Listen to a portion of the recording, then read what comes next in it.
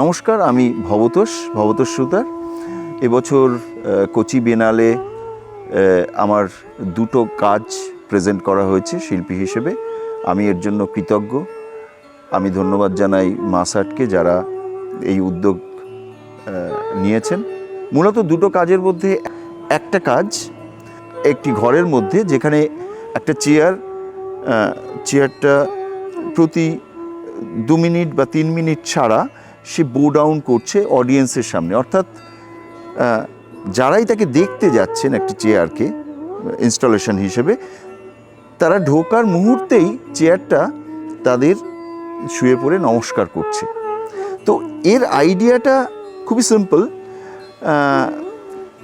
যে মূলত একটা চেয়ার হচ্ছে একটা পাওয়ারের সিম্বল। তো পাওয়ার যেখানে খুবই কনসেন্ট্রেটেড ফর্মে থাকে, সেই কনসেন্ট্রেটেড ফর্মটাকেই আমরা মূলত দেবতা বা নানানভাবে বা ভগবান এই হিসেবে দেখি। সবসময় রিলিজিয়াস গুরু হতে হবে এমন নয়, কিন্তু পাওয়ার ইজ পাওয়ার। তো কনসেন্ট্রেটেড পাওয়ার, তাকেই মূলত আমরা ওবে করি বা তাকেই আমরা প্রণাম করি। উল্টে আপনি অডিয়েন্স হিসেবে যখন সেখানে যাচ্ছেন বা যে কেউ যাচ্ছে, চেয়ারটা সঙ্গে সঙ্গে বো ডাউন করছে এবং তাকে নমস্কার করছে। তো আমার এইটাই আইডিয়া ছিল যে এটাকে অনেকগুলো অ্যাঙ্গেল থেকে দেখা যেতে পারে। একটা অ্যাঙ্গেল হচ্ছে যে সব থেকে বড় সেটা হচ্ছে যে একটা পলিটিক্যাল অ্যাঙ্গেল, যে পাওয়ার যদি কোথাও কনসেন্ট্রেট করে যায়, সেখানেই কিন্তু সামগ্রিকভাবে হিউম্যান সিভিলাইজেশন এটা দেখা গেছে যে সেখান থেকেই এই সেটব্যাকটা তৈরি হয়েছে। তো পাওয়ারকে ক্ষমতার কিভাবে বিকেন্দ্রীকরণ হতে পারে, সেটা আমরা সবাই নানানভাবে, নানান সময়, নানান প্রসঙ্গ এটা নিয়ে উঠেছে। তো আমার এটা একটা উদ্দেশ্য ছিল দেখানোর, যে কখনো কখনো পাওয়ার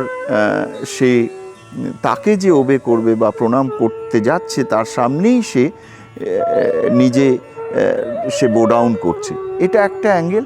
এবং এটা যে পরিপ্রেক্ষিতে এই কাজটা তৈরি হয়েছিল মূলত 2021 সালে, যখন প্যান্ডামিক সিচুয়েশান হয়, ঠিক সেই সময় দুর্গাপুজো হয়েছিল 2021-এর অর্জুনপুর আমরা সবাই ক্লাবের জন্য আমি প্রথম এই কাজ করি।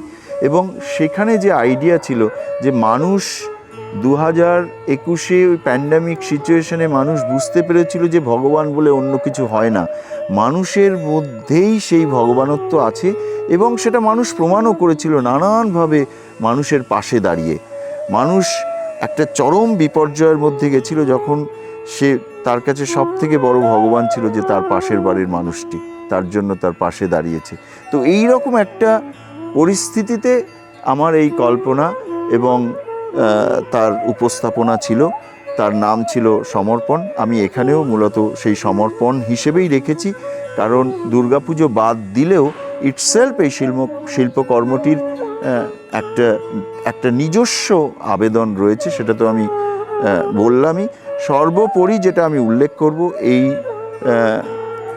যে ইনস্টলেশনটা, এটার মধ্যে যে গানটা ব্যবহার হয়েছে, সেটা সুজয় দাস, আমারই বন্ধু, সে লিখেছে।